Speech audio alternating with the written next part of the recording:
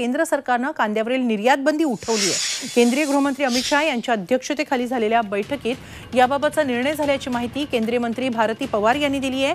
मात्र याबाबतचं नोटिफिकेशन अद्याप जारी करण्यात आलेलं नाही। नोटिफिकेशन जारी झाल्यानंतर नेमकी किती प्रमाणात कांदा निर्यातीला मंजुरी देण्यात आली आहे याबाबत स्पष्टता येईल असंही भारती पवारांनी म्हटलंय। तर सरकारनं कांद्यावरील बंदी उठवायला खूप उशीर केला असा टोला राष्ट्रवादी पवार गटाचे खासदार अमोल कोल्हे यांनी लगावलाय।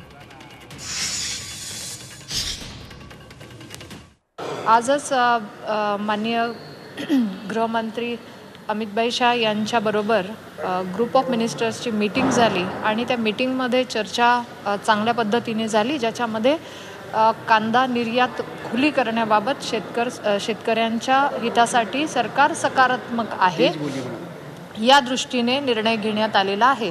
परंतु त्या बाबतीत जो नोटिफिकेशन आम्ही म्हणतो तो नोटिफिकेशन येणं अपेक्षित आहे। केंद्र सरकारनं हा निर्णय घेत असताना काहीसा उशीर केलाय ही सुद्धा गोष्ट नमूद करावी लागेल, कारण मार्च महिन्यामध्ये सर्वसाधारणपणे कांद्याचे दर हे खाली येतात आणि आताही या निर्यात बंदीमुळे ज्या कांद्याला जवळपास 40-45 रुपये भाव मिळत होता तो अवघा 10-12 रुपयांपर्यंत खाली आलेला आहे। आणि आता निर्यात बंदी उठवल्यानंतर खरोखर किती फायदा हा आपला कांदा उत्पादक शेतकऱ्याला होणार हा सुद्धा विचार करण्यासारखा प्रश्न आहे।